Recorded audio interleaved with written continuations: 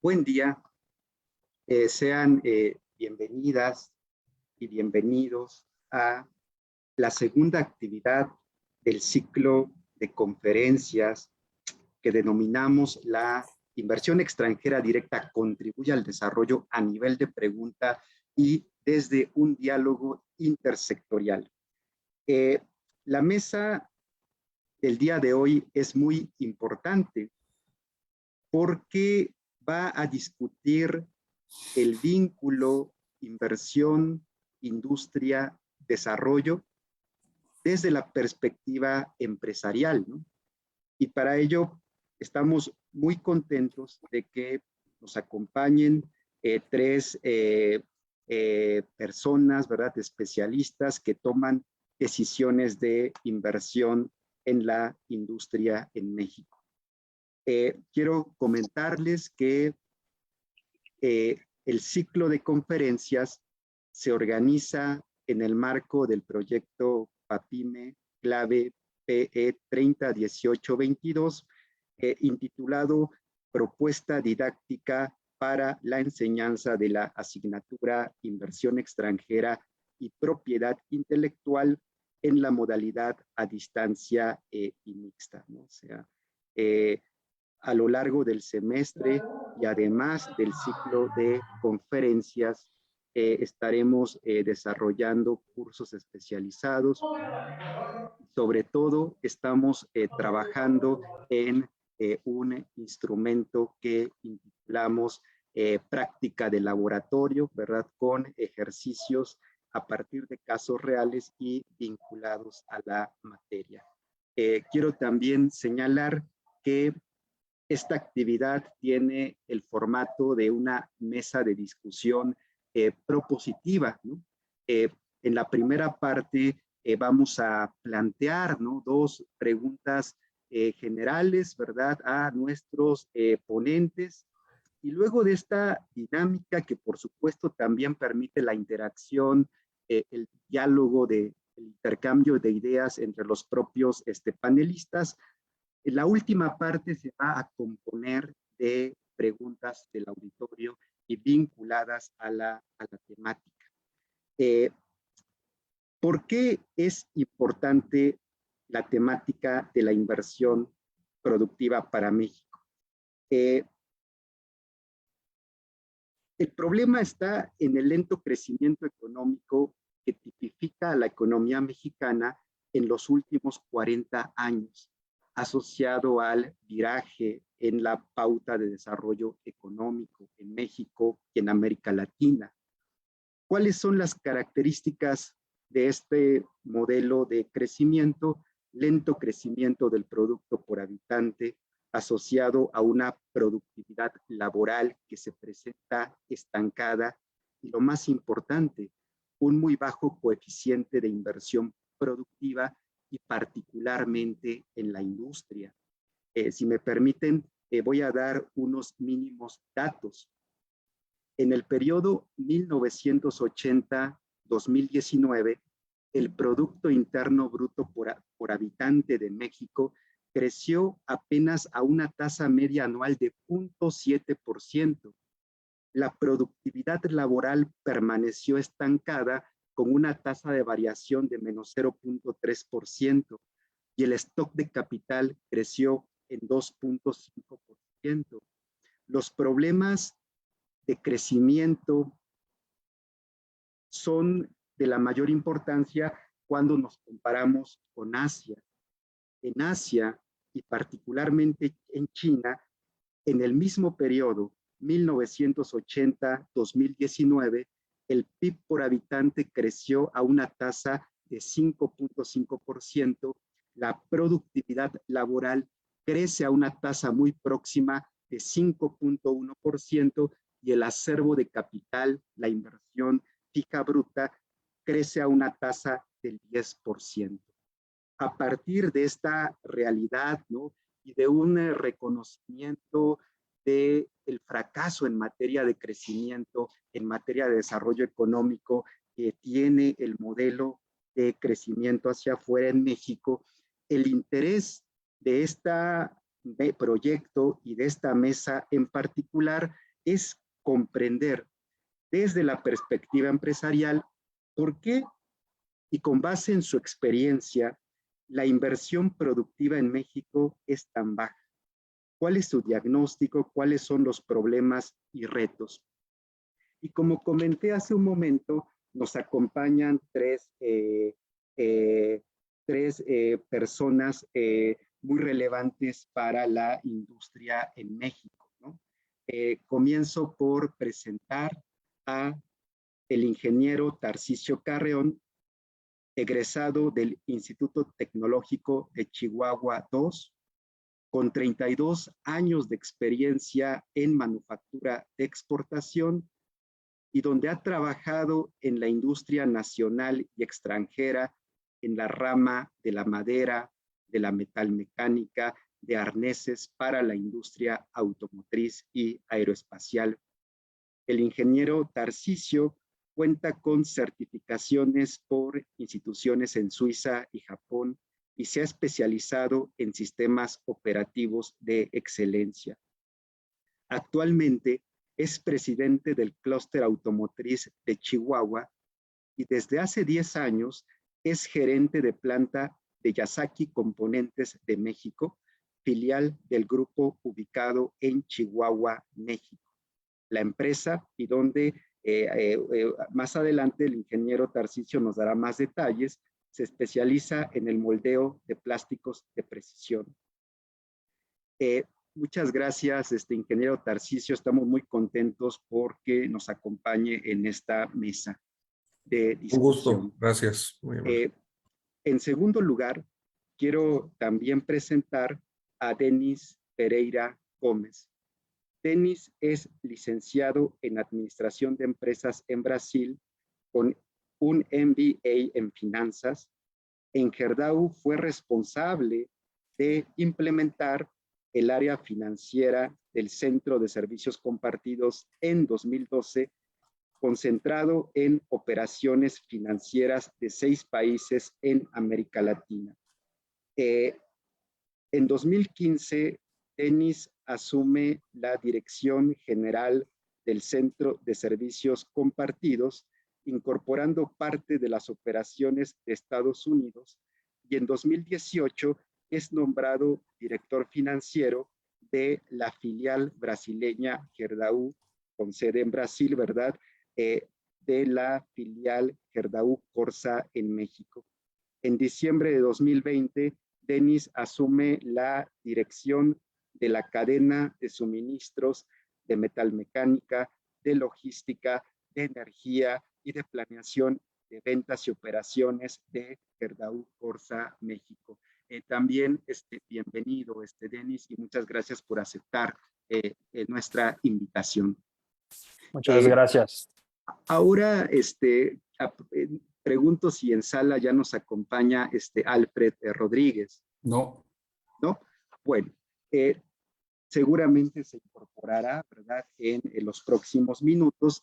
Entonces, muchas gracias por aceptar nuestra invitación, y como un primer punto, ¿verdad?, sobre la mesa, me gustaría que que tanto Denis como Tarcisio nos compartan brevemente las actividades que desempeñan dentro de sus empresas, ¿no? Y dentro de, en este caso, ¿verdad?, el clúster automotriz de Chihuahua, en el caso de Tarcisio Carreón, ¿no? Entonces, adelante, ingeniero Tarcisio. Claro que sí, con mucho gusto.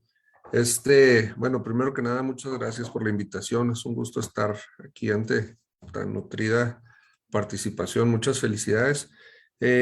Actualmente yo desempeño la posición de gerente regional de Yazaki. Nosotros manejamos, pues digamos, la operación más grande de Yazaki de moldeo en el mundo. Son aproximadamente 240 prensas de inyección de plástico que producen componentes, conectores para la industria automotriz que se reparten a nivel mundial, ¿no? Desde aquí, desde Chihuahua, México.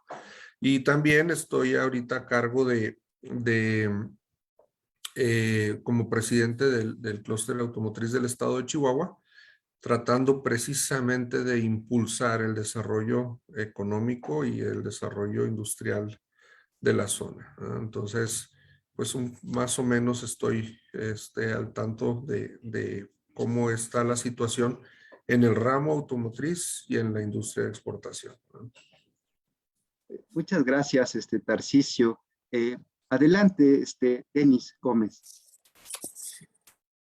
Buenas tardes con todos. Gracias a Samuel y el equipo por poder participar y estar aquí en este público tan selecto, ¿no? Y discutiendo temas tan importantes. Entonces, como introducción, Samuel yo creo que ya comentó un poco. Se nota por el acento que soy del extremo sur de México, ahí por São Paulo, ¿no? Más o menos. Entonces, soy natural de Brasil, pero ya vivo acá hace algunos años. La empresa Gerdau se dedica a la fabricación del acero, básicamente. El acero para todos los segmentos, construcción civil, ¿no? Desde la varilla, vigas, perfiles y aceros especiales también para la industria automotriz, básicamente, ¿no? Actualmente estoy acá en la empresa Gerdau Corsa, la filial de Gerdau acá en México.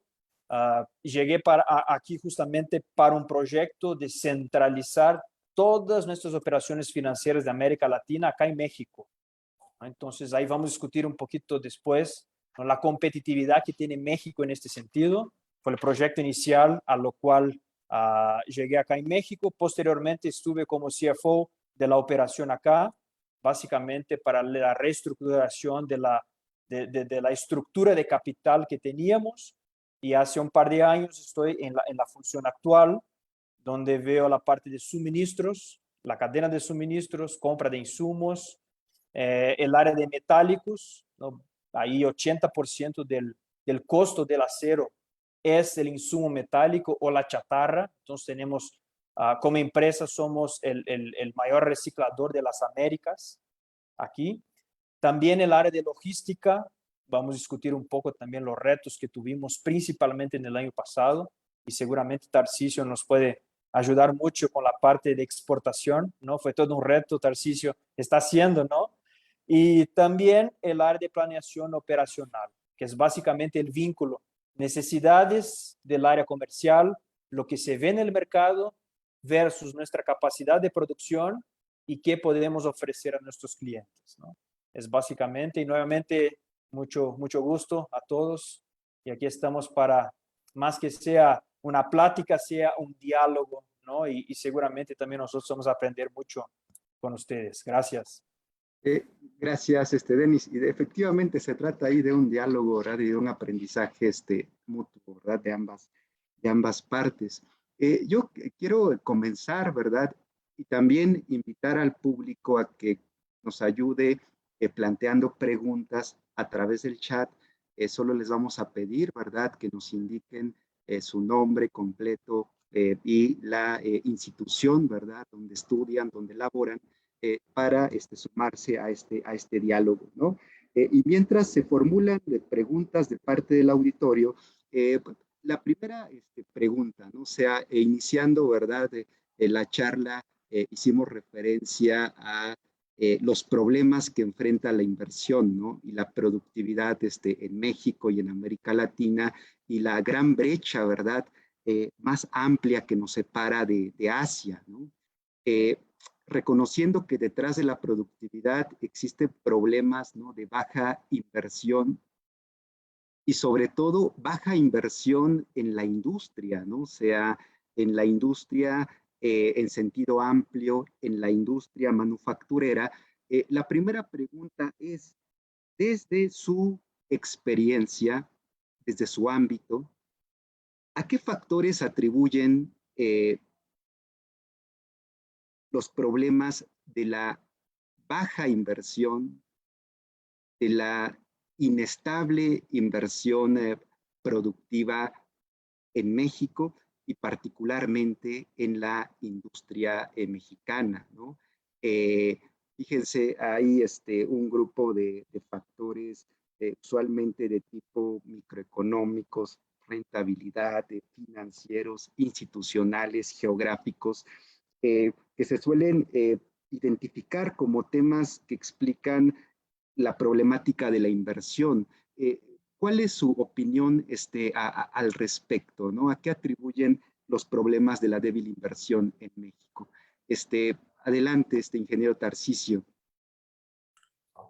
Sí, bueno, es una pregunta bastante amplia, pero refiriéndome mucho al enfoque y a la audiencia que tenemos, voy a iniciar diciendo que realmente para mí empieza esto es un problema incluso educativo, ¿sí?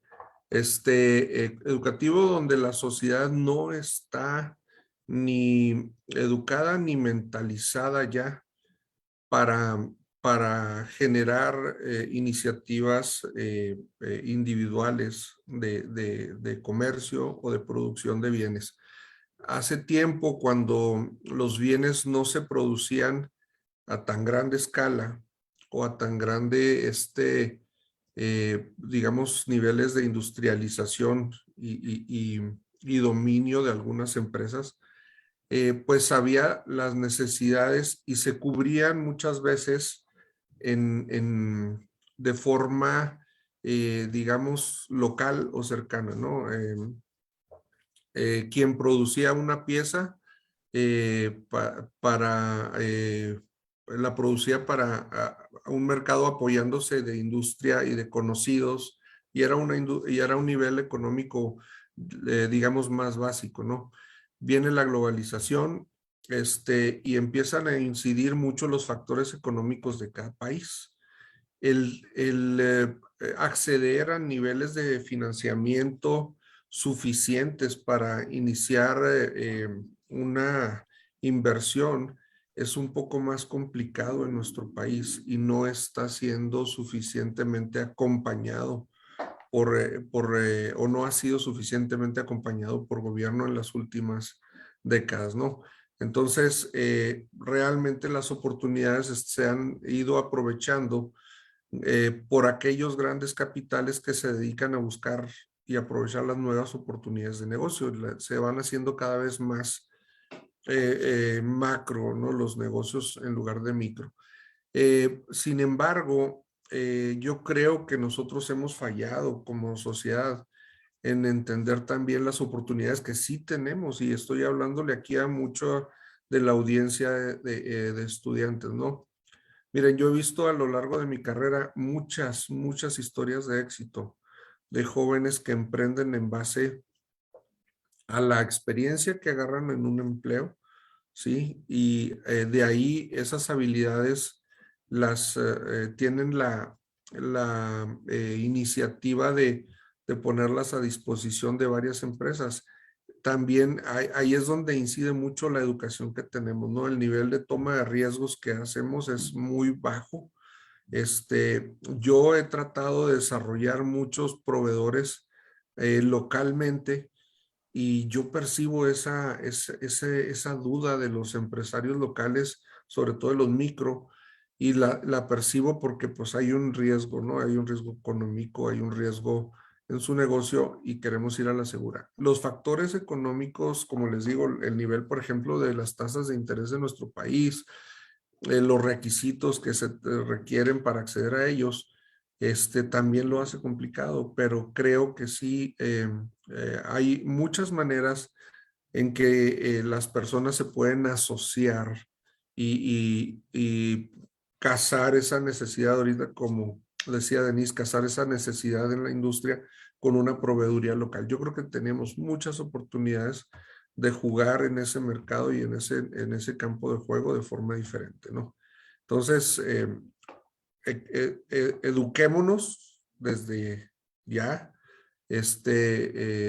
eduquémonos a nosotros mismos, estemos dentro del campo de juego por medio de un empleo, por medio de una pequeña proveeduría, y podemos hacer crecer a partir de ahí el nivel de inversión nacional, ¿no? Porque inversión extranjera sí la hay, Y qué bueno, porque a raíz de esa inversión extranjera se derraman muchas oportunidades, ¿no? Nosotros en las empresas gastamos en México, las empresas extranjeras, se gasta mucho dinero en México, ya sea en sueldos, ya sea en proveedores locales de servicios, en muchas cosas, ¿no? Entonces, creo que cada vez va a haber más y más necesidades, vienen sistemas de automatización, vienen servicios de automatización, vienen servicios es que si bien no son productos, son necesidades y derrama económica que puede entrar en el país, ¿no? Muy bien. Muchas gracias, Tarcisio. Pones sobre la mesa temas fundamentales, el tema de la educación como un factor que incide en la productividad es de la mayor importancia. El papel del financiamiento y del costo del crédito es otra tarea, ¿verdad?, que nos separa cuando nos comparamos con la experiencia asiática, y un tema que seguramente vamos a retomar más adelante, ¿no? O sea, el papel de la proveeduría en México, ¿no? Y si realmente, eh, ¿cómo podemos hacer para mejorar, para elevar el nivel y la calidad de la proveeduría en México? Creo que es otro reto de la mayor importancia. Adelante, Denis Gómez. Sí, agarrando un poco el gancho ahí, ¿no? Es impresionante los números que nos trae Samuel del crecimiento per cápita desde los 80 hasta ahorita, ¿no? Y qué buena comparación hiciste con Asia, China. Si vamos a China en los 70s, 80s, era una economía basada en la agricultura, ¿no? Básicamente. Entonces, y mira cómo se volteó y sostuvo durante todo este periodo crecimientos ahí de 5.5, es impresionante, ¿no? Y sin duda, entrando en la temática de hoy, la inversión pública y privada, o la inversión en general, tiene un rol importantísimo, ¿no? Si vamos ahí más o menos lo que es recomendado por el Banco Mundial para cumplir los objetivos de desarrollo sustentable de los países, ¿no? La inversión pública debería corresponder a más o menos 4.5% del PIB, ¿no? Acá en México vamos más abajo de esto, ¿no? Entonces ya como unos 2, 3 años, un decrecimiento desde ya hace dos sexenios, ¿no? Ahorita vemos niveles de 3%, un poco menos, y si vamos a la inversión privada, como dijo Tarcisio, ahí hay mucho capital disponible hoy en el mundo para inversión acá, ¿no? Algunos aspectos positivos quizás, si vamos a la cantidad, a la parte de tecnología, que tiene una representatividad, especialmente el año pasado, que tuvimos ahí un gran nivel de inversión privada en México, récords ahí prácticamente. Tuvimos muchas inversiones, tenemos, si no me equivoco, 9 a 10 unicornios, ¿no? Empresas que ya tienen un bi de captación. Yo creo que estamos ahí muy cercanos, somos uno de los principales captadores, digamos así, de inversiones, por citar algunos, ¿no? Kavak, yo creo que todos ya hemos escuchado, ¿no? Tuvo una captación récord. Pero regresando un poquito a la industria, quisiera comentar desde tres perspectivas. Samuel también dijo, ¿no? Podemos ver aspectos políticos, aspectos macro y microeconómicos, aspectos financieros. Y yo comento tres ejemplos acá de mi experiencia y lo que pude vivir acá en estos 10 años, ¿no?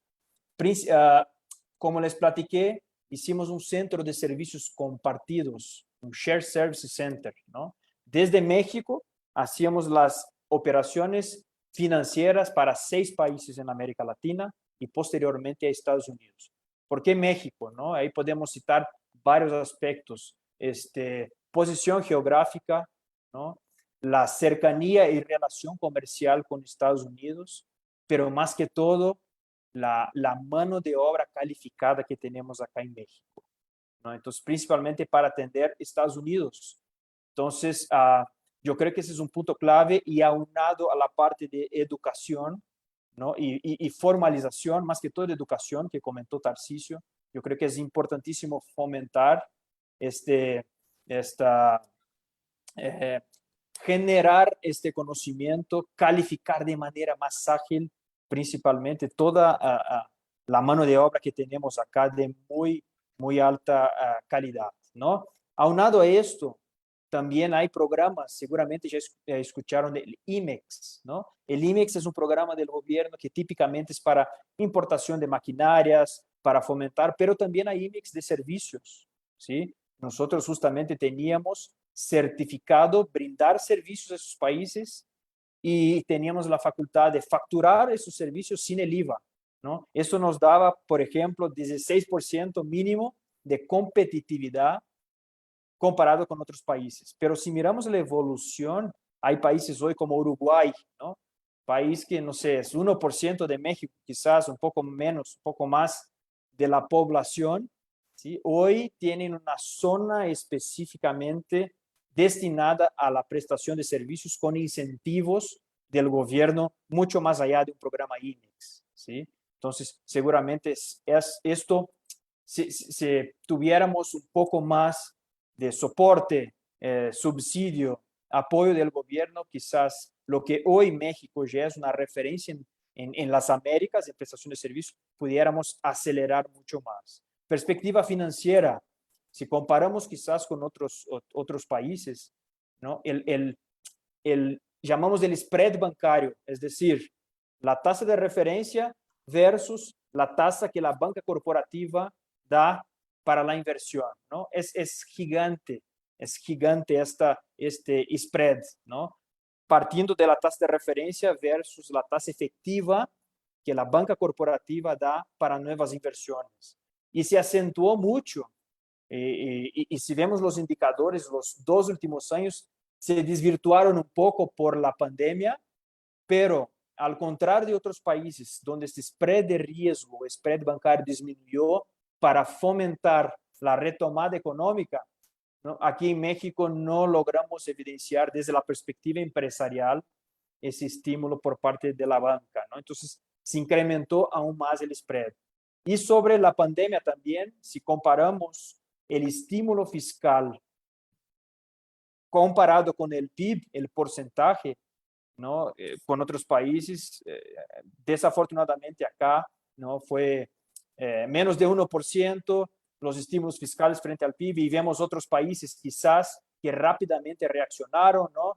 Ahí en el medio de la pandemia, me acuerdo, Perú era como un 10% del PIB, Chile, Panamá, Argentina, con niveles mucho superiores, ¿no? Entonces ahí es algo que quisiera hablar, es reaccionar rápido a cambios. Hoy la logística mundial está cambiando completamente, ¿no? Derivado de la guerra de Rusia y Ucrania. Entonces, reaccionar rápido a los cambios, más que basado en la política gubernamental, pero tener una reacción rápida, ¿no? Y el último punto acá es más macro, ¿no? Tuvimos ahí grandes impactos. Si miramos la cadena de suministro, y fue todo el desafío, seguramente Tarcísio nos puede comentar después. Empezamos el año con la crisis de oxígeno, si se acuerdan, ¿no? Algunas plantas parando por falta de oxígeno. 2, luego algunos meses, gas natural, ¿no? También la dependencia que tenemos de Estados Unidos.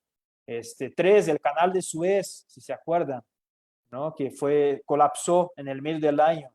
Y las otras reformas, reforma energética, reforma laboral, subcontratación laboral y otras reformas que se están tramitando y quizás anticipando un poco ahí los próximos tópicos, ¿no? Es esta comunicación del sector privado junto al gobierno para buscar un crecimiento más rápido, ¿no? Esto, perdón, me pasé un poco del tiempo, Samuel, pero esos serían los puntos. Gracias, Denis, con tus comentarios y complementando, ¿verdad? Lo que presentó Tarcisio, realmente la inversión productiva obedece a factores multinivel, ¿no? O sea, sistémicos, y de ahí la importancia de avanzar a una estrategia integral de desarrollo que involucre diferentes niveles de análisis. Temas que me parece importante, ¿verdad?, destacar, ¿no? O sea, en tu intervención, la variable geográfica, ¿no? Sea como un factor muy importante de la inversión y particularmente de la inversión extranjera directa en México. Y otro tema, ¿no? Del cual se comenta poco, ¿no? O sea, predomina una visión que ve a México como un país de localización de la inversión a partir de los bajos costos laborales, ¿no? En función de lo que estamos escuchando, la variable educación y la propia calificación de la fuerza de trabajo en México son factores de que hablan de que esta es una fuerza de trabajo altamente productiva y más allá de esta visión que la identifica, ¿verdad? Como de baja calificación, ¿verdad? Y barata, ¿no? Eh, los dos están planteado temas vinculados, ¿no? Y por eso quiero regresar ahora al tema del papel que desempeña la proveeduría, ¿no? La proveeduría en México, y de hecho está incluso vinculada con una pregunta que plantea David Pérez Ahumada de la Universidad Autónoma de Zacatecas, ¿no? La proveeduría en México está estancada, ¿no? O sea, también un saldo de estos 40 años apunta a un debilitamiento de la proveeduría nacional eh, y por lo tanto, ¿a qué factores explican ustedes los problemas de el lento desarrollo de la proveeduría en México? ¿Qué hacer para mejorar el nivel y la calidad de la proveeduría en México? Y de forma específica, retomando la pregunta de David Pérez, gracias, David comenta, es claro que nos encontramos en un proceso de desindustrialización prematura. En Asia, por ejemplo, se invierte entre 3/4 de la extracción de la riqueza, dice David. En América Latina ocurre lo contrario. Por lo tanto, la pregunta, ¿no? Y vinculada al tema de la proveeduría, ¿qué planes tienen las empresas, los clústeres donde laboran para generar y mejorar los eslabonamientos productivos en México? La productividad, recalca, es muy esencial para el desarrollo y para integrar y arrastrar la actividad exportadora y de inversión directa a la senda del desarrollo. Ahora, si te parece, Denis, podemos comenzar contigo. Sí, por supuesto. Ah, quiero traer el ejemplo a la industria en la que estoy, ¿no? En la industria del acero. Ah, y para ejemplificar, ¿no? Yo creo que todos hemos visto una varilla o una viga, ¿no? Que es lo que producimos acá. Hoy, más o menos, 80% del costo para producir una varilla es el insumo metálico. ¿Qué es el insumo metálico? Es la chatarra, ¿no? Básicamente, ¿qué hacemos, no? Nosotros somos uno de los mayores, como les comenté, mayores recicladores de las Américas y básicamente compramos la chatarra, ¿sí? La transformamos en acero nuevamente, ¿no? Es la economía circular.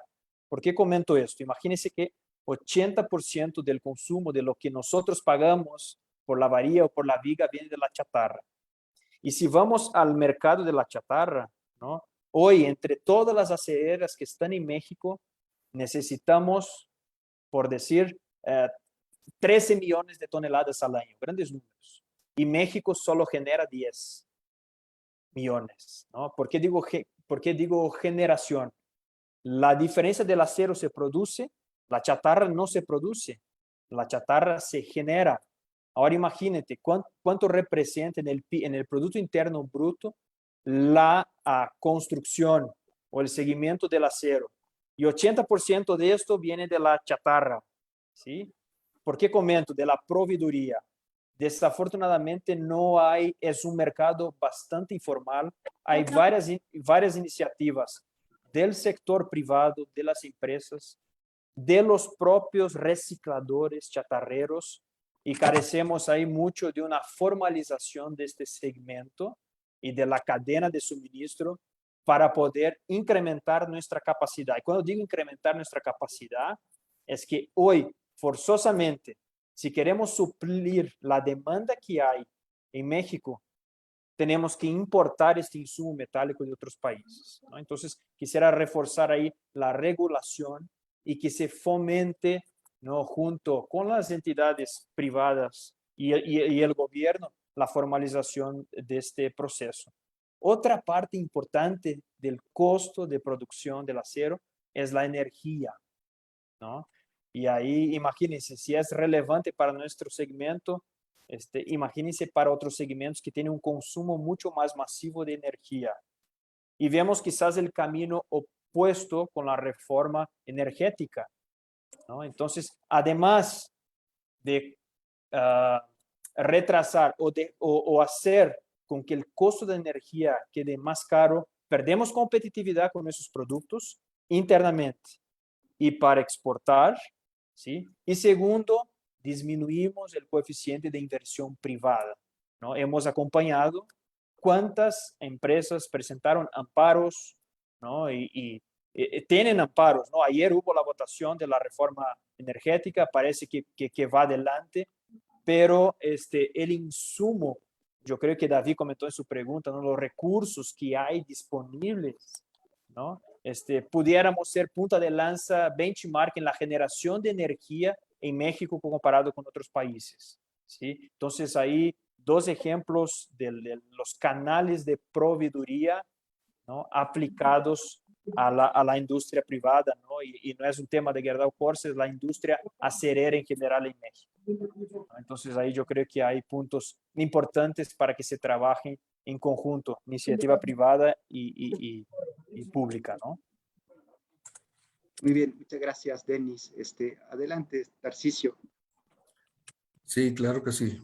Yo me voy a referir a un concepto un poquito más micro en lo económico, porque lo que dice Denis es absolutamente, es todo lo que envuelve el ambiente económico, la política económica, las reformas. Entonces yo creo que, Denis, lo cubriste muy bien. Muchas gracias. Y me voy a ir un poquito más a lo micro, respondiendo también la pregunta de lo que estamos haciendo en los clústeres.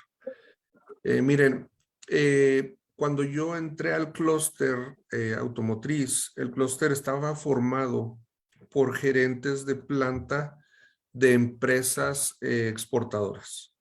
Sí, yo soy el presidente ahorita y soy un gerente de una planta extranjera que exporta, ¿no?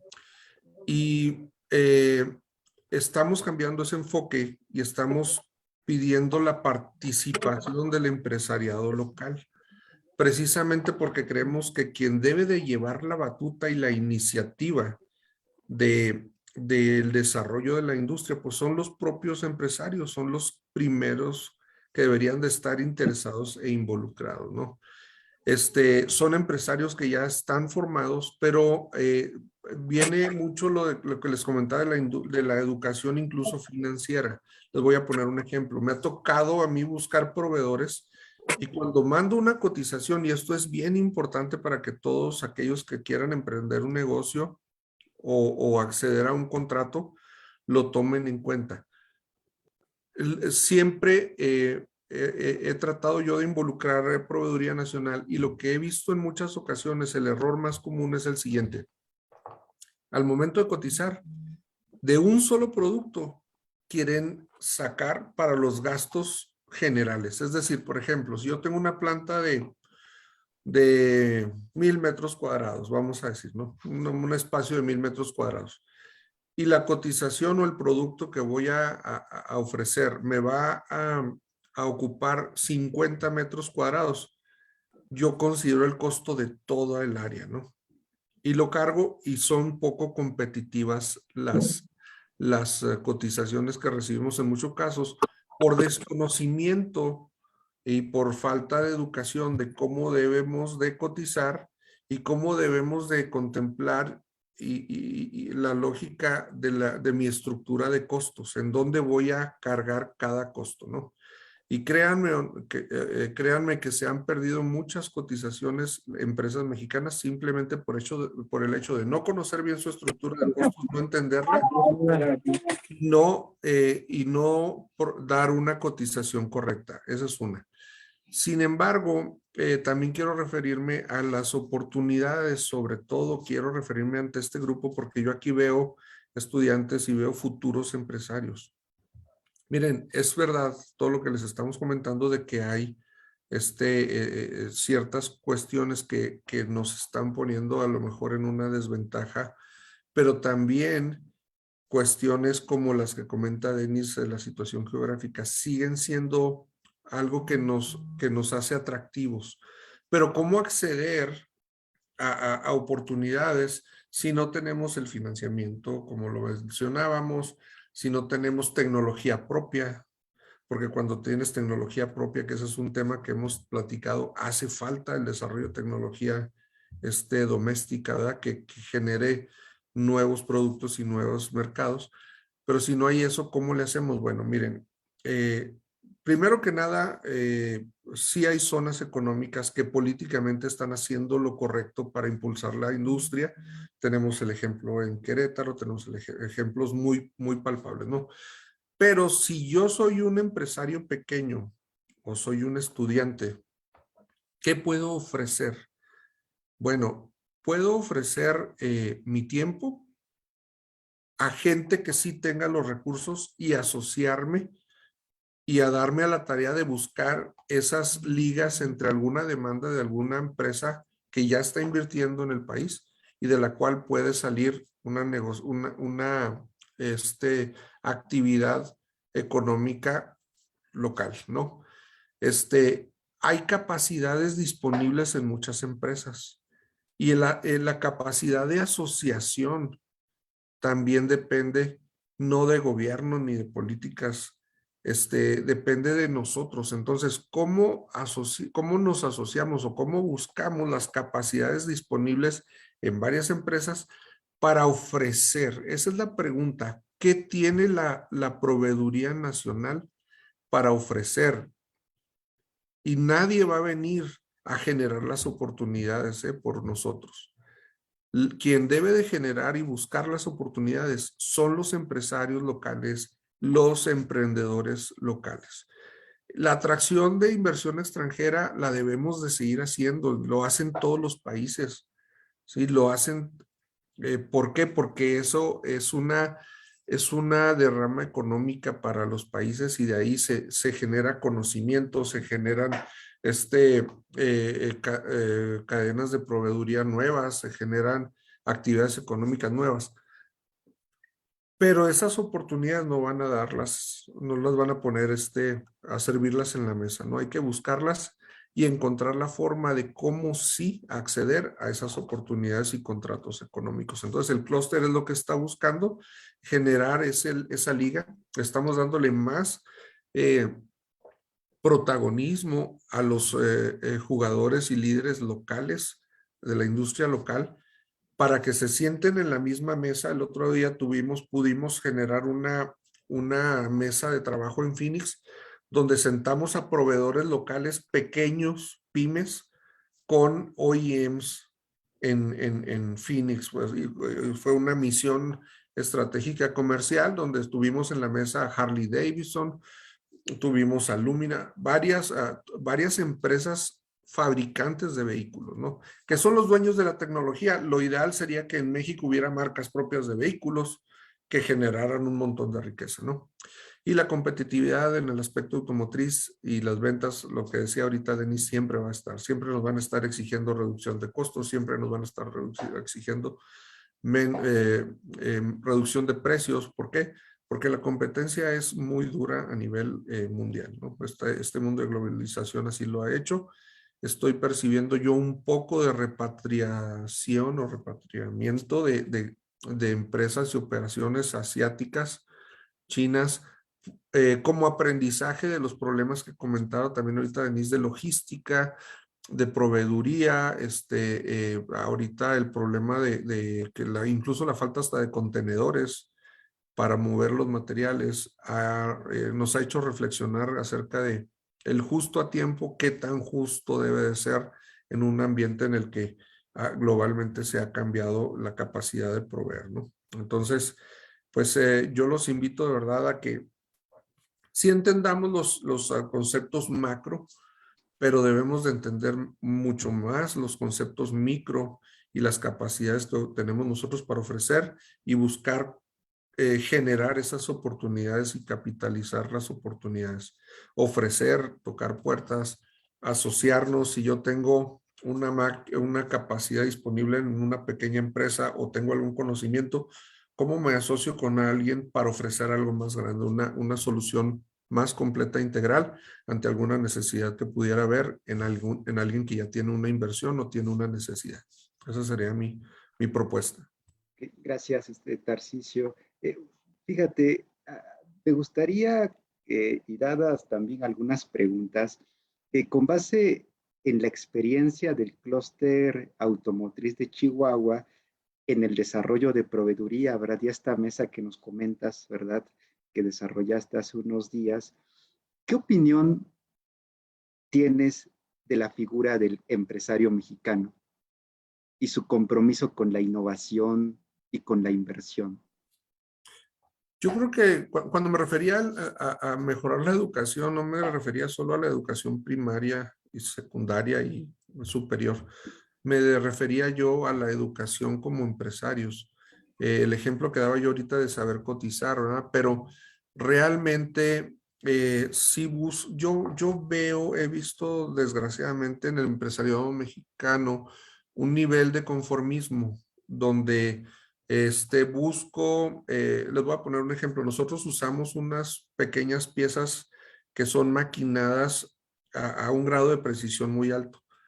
Y yo he buscado proveedores que tienen el equipo, pero no tienen el conocimiento.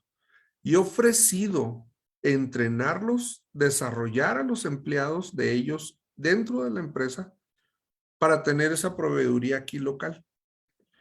Y lo ven tan complejo y tan grande que declinan o quieren cobrarme incluso más caro que trayendo las piezas yo de China, por ejemplo. Entonces, esa apertura donde el empresariado mexicano prefiere quedarse en un mercado de bajo perfil, pero seguro, a arriesgarse con algo más, yo creo que esa es una incertidumbre que ha sido provocada por los golpes que ha recibido el empresariado en los aspectos económicos, ¿no? Y lo pudiera entender, pero necesitamos despertar. No podemos permanecer siempre en una zona de confort. Las cosas no permanecen estables. Debemos de buscar siempre evolucionar en las empresas y en las actividades que hagamos, por pequeña que sea. Debo estar pensando en el siguiente paso, en qué me debo de capacitar y cómo voy a lograr el ofrecer mayores capacidades a mis potenciales clientes, ¿no? Entonces, necesitamos educarnos como empresarios, como emprendedores, aunque no tengamos una empresa todavía, como emprendedores necesitamos educarnos para poder tener una visión, una planeación, una estrategia de cómo voy a acceder a lo que yo quiero. Y la motivación es todo, ¿eh? La motivación, alguien que se pone una meta lo logra, si se compromete. Entonces, el compromiso de los empresarios y emprendedores va a ser todo. Si lo ponen en tercer, cuarto lugar, pues no va a pasar, ¿no? Gracias, Tarcisio. Denis, ¿compartirías la visión de Tarcisio con respecto a este crítica, opinión que se tiene con respecto a la figura del empresario en México? ¿Qué tan comprometido está con la innovación y con la inversión? Y sobre todo en el contexto de lo que comenta, ¿no? De Tarcisio, o sea, realmente la tecnología, digo, en la industrialización por sucesión de importaciones, la etapa final y actualmente sigue siendo, ¿verdad?, principalmente importada sin mayores esfuerzos de aprendizaje, de adaptación a necesidades locales. ¿Qué papel, cuál es la responsabilidad del empresario local en su compromiso por la innovación, ¿no? Sí, claro. Yo creo que Tarcisio nos trajo acá muchísimos conceptos. Apunté una hoja entera acá ya, Tarcisio, ¿no? Muchos conceptos interesantes, ¿no? Primero, para entender del macro al micro, el tema de la globalización. Seguramente ya hemos escuchado con todos estos conflictos y ahí en el chat ya hay como preguntas relacionadas a esto, conflicto Estados Unidos y China, ahorita Rusia y Ucrania, pero salimos de un concepto de globalización a lo que digo localización, ¿no? Es, vaya, tener mucho más el concepto de local, ¿no? Y local puede ser únicamente México o puede ser el TLC, ¿no? O sea, en esta parte local estamos buscando sinergias del macro. Del micro, ¿no? También nos comentó ahí Tarcisio el tema de la generar un ambiente de gana-gana. Esa es la cabeza. Y si aplicamos esto, ¿no? Dentro de nuestras empresas o en el mercado laboral, donde de repente, si el proveedor me cotiza totalmente fuera de mercado, yo no voy a tener este insumo, por ende, yo no voy a poder producir y este proveedor quizás va a desaparecer, ¿no? Entonces, el concepto de entender el negocio, entender la participación del insumo, ¿no? Desde la perspectiva del proveedor. ¿Cuán es importante para mí entender el rol de cada uno en la cadena? Ganaríamos todos, mucho más, ¿no? De la perspectiva del empresario, ¿sí? El tema de la motivación que cada uno pone también, ¿no? De la educación. Yo creo que básicamente, y México y Brasil son países muy similares, ¿sí? En tamaño, en posición geográfica, desafortunadamente, en corrupción en algunos casos, ¿no? Cómo se maneja el gobierno, son países muy similares, pero la similitud que veo ahí es justamente lo que platicábamos acá, una falta de la educación financiera y formar emprendedores, ¿no? Yo siempre digo aquí en la empresa, ¿no? Cuando vamos a contratar gente, no buscamos gente, o por lo menos yo, que ejecuten simplemente. Son personas que tengan el sentimiento de dueño del negocio, ¿sí? Siempre decimos que, ¿no? Como el iceberg, ¿no? Que vemos la partida de arriba y no vemos el fundamento. Generalmente contratamos por las aptitudes, es decir, lo que vemos en el currículum, lo que vemos en la entrevista, y desvinculamos por las actitudes, ¿no? Entonces, es un poco duro, pero es real el tema de la motivación, de tener gente con sentimiento dueño de negocio, que llamamos, ¿no? El ownership, ¿sí? Cambiaríamos totalmente la visión del empresario, ¿no? Entonces, haciendo el vínculo con la formación, la importancia de la educación para crear esta conciencia de empresario, ¿no? Entonces, ahí, en complemento a lo que comentó Tarcisio, y seguramente ya hemos escuchado este ejemplo, ¿no? Ahí que típicamente, ¿no? Antes eran grandes empresas eran conocidas por apretar al máximo los proveedores, ¿no? Quiero más plazo, quiero menos precio, y hoy se cambió totalmente, ¿no? Se busca el partnership. Mire el concepto de clúster, ¿no? Además de mi negocio, ¿cómo puedo interactuar con toda la cadena? ¿Sí?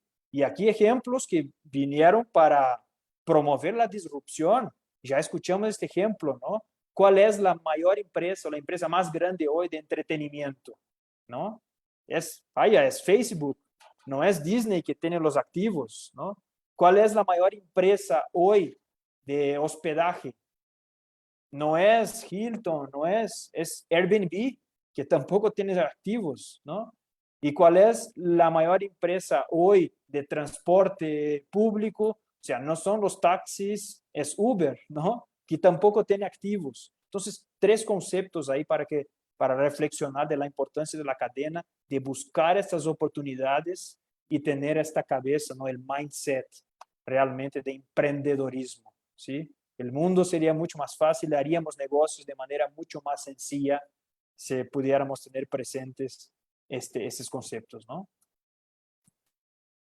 Bueno, miren, hay ya diferentes preguntas, ¿no? Voy a retomar una última dedicada al tema de la proveeduría. de la participación de las MIPYMES para abordar ya problemas más de índole global, ¿no? Que ya Denis y Tarcisio en parte nos han comentado. Nancy Belmont, ¿no? En su opinión, la empresa pequeña y mediana es muy activa en la búsqueda de oportunidades, ¿no?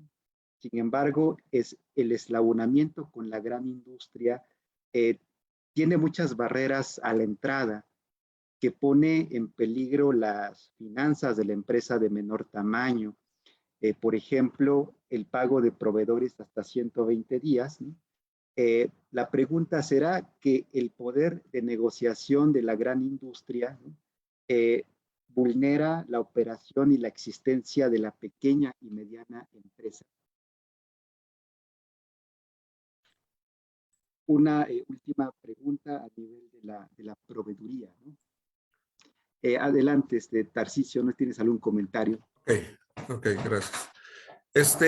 Sí, miren, desgraciadamente se ha aprovechado cuando se tiene ese leverage, ¿no? El sartén por el mango de un contrato y se busca que haya pues algún tipo de financiamiento hasta por 120 días, lo cual un empresario pequeño pues puede ser que sea una carga bastante fuerte para él, ¿no? Entonces, efectivamente, es un filtro también donde las empresas grandes aseguran que el proveedor es sólido financieramente hasta para responder, ¿no? Hasta para responder ante una garantía o algo. Tener una cuenta pendiente de 120 días puede ser un arma de negociación para si el proveedor incurre en algún costo para la empresa que está otorgando el contrato, pues también es un aspecto comercial y es un aspecto logístico, financiero, tiene muchas aristas eso, ¿no? Pero ahí es donde yo les mencionaba el poder de la asociación, ¿no? Ese riesgo, si lo comparto con con alguna otra empresa, pues se vuelve menor para mí. Ahorita, Denis, yo creo que Denis puso el ejemplo claro, ¿no? O sea, Airbnb es lo que yo les comentaba de buscar capacidades disponibles y trasladando a ese ejemplo, pues alguien tiene una recámara o una casa disponible y yo busco la asociación con alguien que tiene la necesidad, ¿no? Lo mismo pasa en la industria. Entonces, si yo no puedo cumplir o absorber una capacidad de un financiamiento de 120 días, necesito forzosamente asociarme para hacerme más grande. Tal vez, yo creo que sería una buena opción. O necesito ir con ese contrato a una asociación y tomar un riesgo, meter en mi plan financiero los costos de los intereses y tomar ese riesgo también es otra opción. Pero lo que no podemos quedarnos es con esa inactividad, ¿no? No dejen que un evento de un rechazo de una propuesta que yo hice a una empresa que me haga pensar que no es posible, ¿no? Y estoy siendo muy directo y muy crudo en este momento porque tengo que aprovechar esta oportunidad para hablar con ustedes, empresarios, pymes, nuevos emprendedores, decirles que las cosas no son fáciles, pero son posibles, ¿no? Entonces, busquen opciones, no se queden con eso.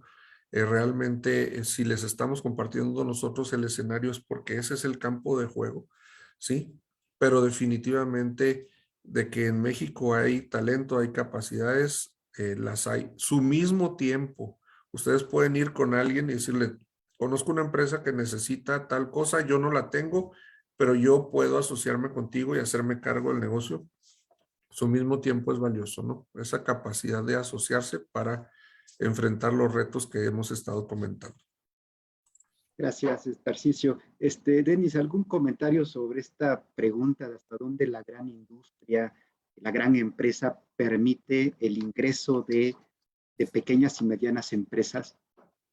Sí, yo regreso al tema de la cadena, ¿no? No hay, las grandes empresas inclusive, o sea, necesitan las pequeñas empresas, ¿no? O sea, toda la cadena para fortalecerse y para poner su producto en el mercado, ¿no? Yo creo que tenemos varios ejemplos. Si podemos pensar que hoy, ¿cuáles grandes empresas o redes multinacionales que son conocidas, lo que platiqué, por penalizar durísimo sus proveedores pequeños, ¿no? Eso está cada vez más desapareciendo porque sí se necesita toda la red para seguir adelante. Ejemplos que comentamos acá fue justamente eso, ¿no? Empresas que han surgido a partir de una debilidad en la cadena. Hoy tenemos un unicornio, ¿no? Como les platiqué acá en México, que ya captó más de $1 billion de inversionistas locales extranjeros, ¿no? Para asignar créditos de manera rápida y eficiente a pymes, ¿no? Entonces, si no me equivoco, es Confío, sin hacer propaganda, no estoy ganando comisión, ¿no? Es público. Entonces, ese es un ejemplo. Encontró una brecha y que quizás las grandes empresas tienen una dificultad. Oye, ahí identifica un nicho. La burocracia de los bancos, ¿no? Decimos que a veces los grandes bancos típicamente ofrecen dinero a quienes no necesitan, ¿no? O sea, porque soy una empresa grande, tengo un buen rating, ahí el banco me quiere prestar, pero donde hay un riesgo, donde hay una posibilidad de un nuevo negocio, es muy burocrático, tardado.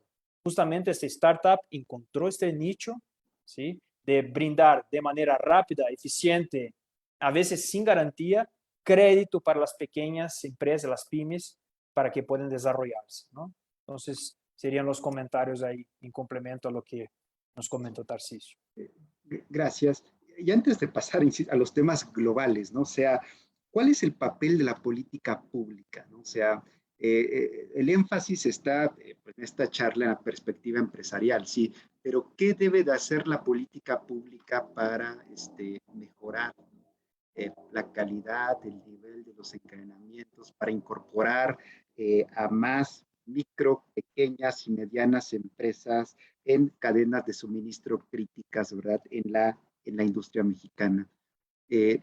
Adelante, Tarcisio.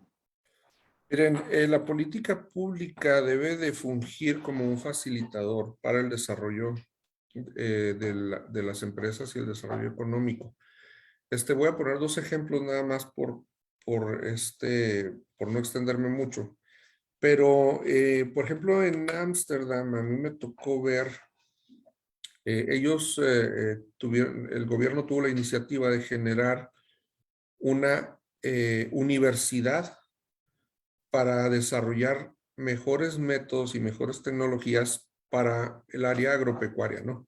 Entonces lo que hicieron es pusieron mentes brillantes a trabajar, pero lo que producían ellos de conocimiento y de métodos lo ligaban con esquemas de financiamiento de instituciones financieras que estaban a bordo ahí en el proyecto, y el conocimiento que se generaba a través de esa sinergia que se hacía entre las áreas de investigación y las áreas de particulares y capitales privados, se traducía o se compartía con los empresarios locales para que produjeran y suministraran los productos a grandes empresas que lo estaban necesitando. Eso lo hizo el gobierno. Y lo hizo de una manera en que el acceso a esa información y a esos desarrollos tecnológicos era gratis.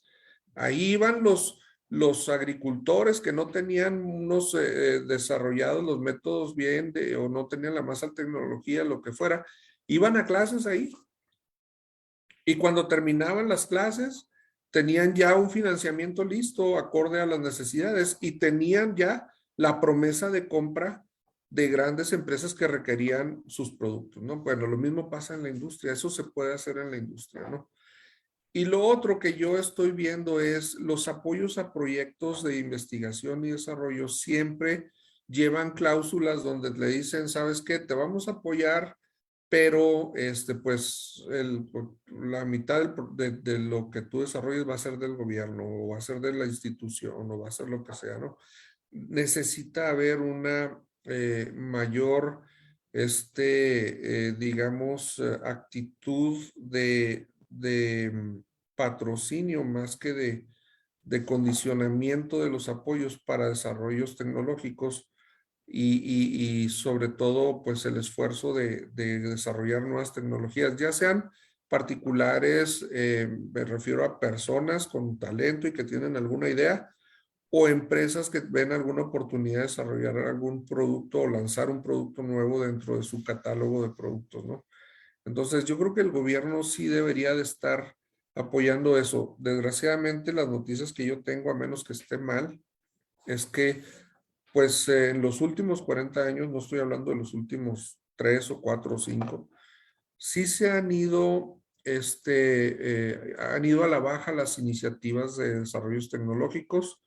Hay desconocimiento, ha habido mucho desconocimiento acerca de los programas y como decía ahorita Denise, ha habido también en muchos casos corrupción y condicionamiento para el otorgamiento de ello. Entonces, en la medida que se transparente y promueva ese tipo de apoyos, creo que se va a generar una nueva generación de tecnología doméstica que pudiera al último detonar un desarrollo económico en muchos sentidos, ¿no?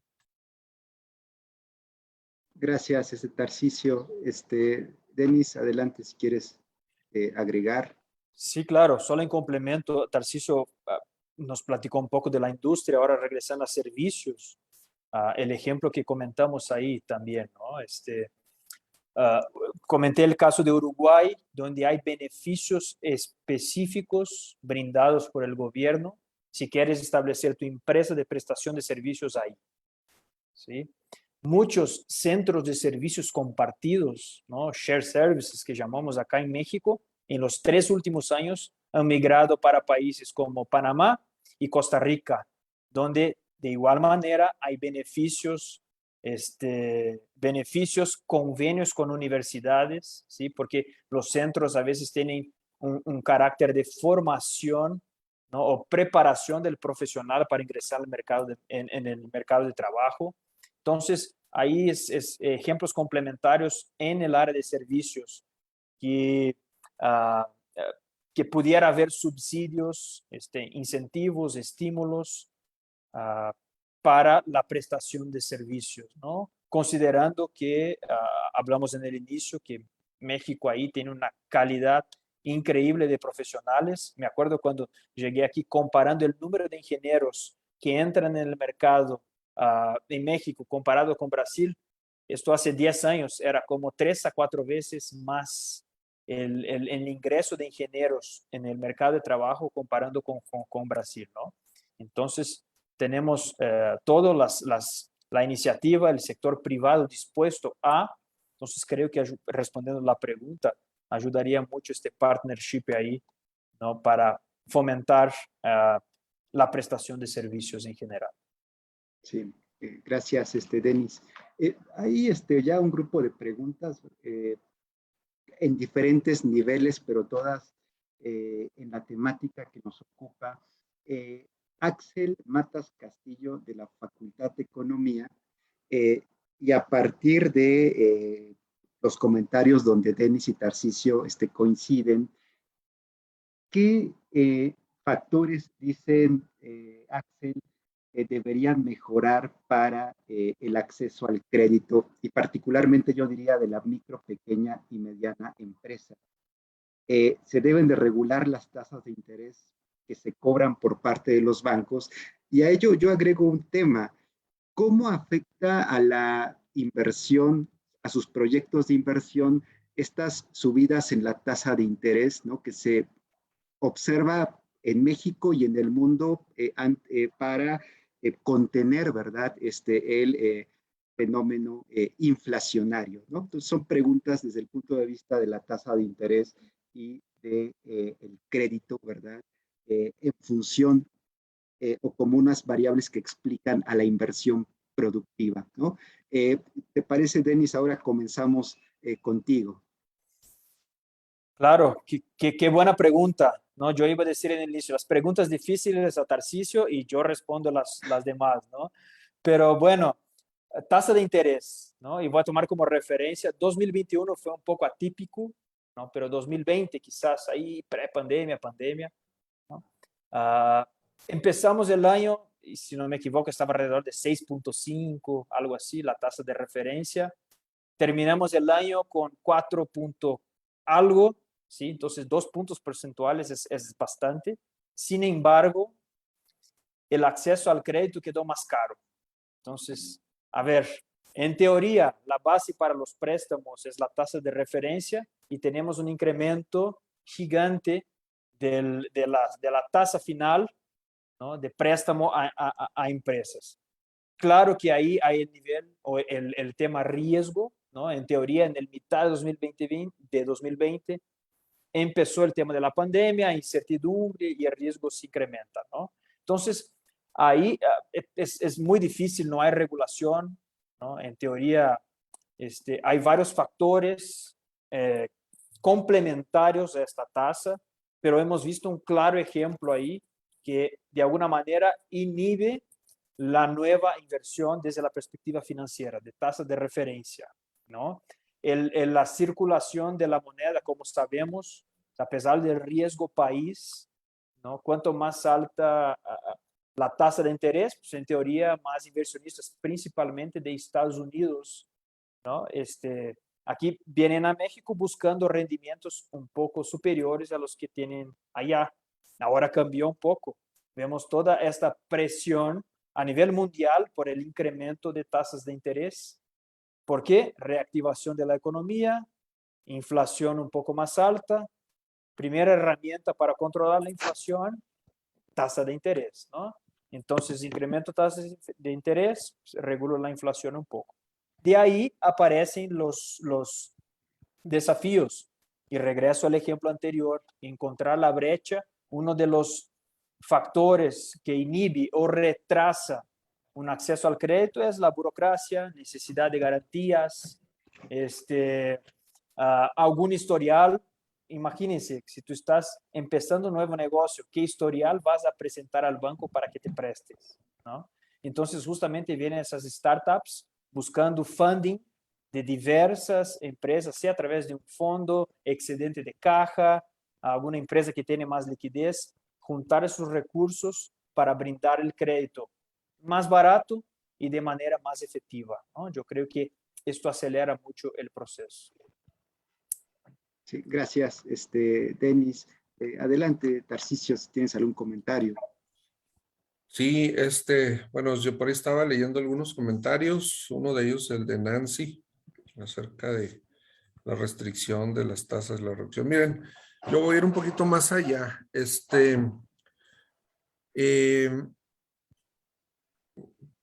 Quiero empezar por decir que somos una sociedad pasiva y no hacemos uso de la estructura política correctamente. En otros países, si hay alguna decisión política que afecte la economía de la gente se manifiesta y se inconforma. Y los partidos políticos toman en cuenta realmente las necesidades de la gente porque la gente las manifiesta y evalúa y critica y le exige a sus políticos. Ese es el detonante para que todo lo que vamos a platicar aquí pudiera inferir en las decisiones, ya sea de cosas como la que comenta Nancy, de que se tomen decisiones sobre las tasas de interés entonces. Entonces, habiendo dicho eso, voy a poner un ejemplo de algo que se pudiera hacer. Digo, ahorita el gobierno tiene garantizado el ahorro, ¿sí? De mucha de la gente que tenemos nuestro dinero en el banco. Está el IPAP, está el ahorro, está garantizado por el gobierno, ¿no? La pregunta es por qué entonces nos siguen evaluando con una tasa de riesgo muy alta, lo que se refleja en una tasa de interés muy alta. Entonces, alguna propuesta que si tuviéramos esa inferencia política realmente y pudiéramos influir en la decisión de los políticos, pudiéramos decir, oye, ¿sabes qué? No, pues el dinero del gobierno es de nosotros.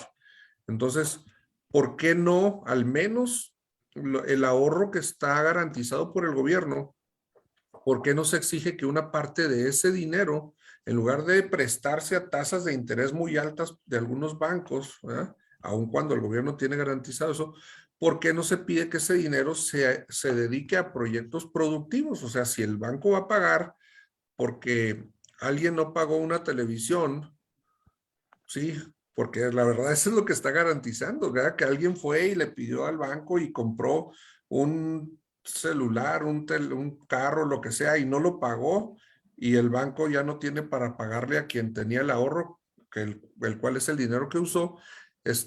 La verdad es que pudiera el gobierno decir, ¿sabes qué? Aparte de ese dinero debe de irse a una tasa reducida para proyectos productivos. Esa pudiera ser una exigencia porque está haciendo una prestación la garantía del gobierno para las instituciones bancarias. ¿Cómo nos damos cuenta de esto? Las tasas de interés en México son muy altas, pero las empresas o bancos en México son de los que reportan mayores ganancias en el mundo. Entonces no corresponde lo que decía ahorita Denise, no corresponde las ganancias que reportan con el nivel de riesgo que reportan, ¿no? Entonces, si el gobierno está garantizando parte del ahorro, debiéramos de poder influir en que la decisión de los préstamos se vaya a, a proyectos productivos, ¿no? Esa sería una de las condiciones. Pero a final de cuentas, la única forma en que pase es si los mexicanos nos involucramos realmente como sociedad en la política, que la política viéndola no como una actitud proselitista, sino realmente como una administración del Estado, no una administración pública. Sí, gracias, Tarcisio. Sin duda, ambos ponen sobre la mesa la importancia, ¿verdad?, que tiene la reactivación de la banca de desarrollo para fines ahí productivos y para apoyar fundamentalmente a las empresas de menor tamaño. Eh, Miren, ya, insisto, la segunda parte de la charla estará concentrada en temas globales. Eh, y voy a comenzar retomando un comentario, ¿verdad?, de Denis, ¿no? O sea, eh, fíjense, es verdad que la inversión en México está estancada desde hace 40 años, ¿no? La inversión privada, eh, pero sobre todo desde 2015, ¿no? Es decir, no es 2018, es 2015 cuando se verifica una tendencia a la caída del coeficiente de inversión privada y coincidentemente de paso con la implementación del Pacto por México, ¿no? O sea, 2012-2013, y que se supone iba a reactivar la inversión. Entonces, la inversión privada nacional se viene reduciendo desde 2015 y profundiza su caída en 2018, ¿no?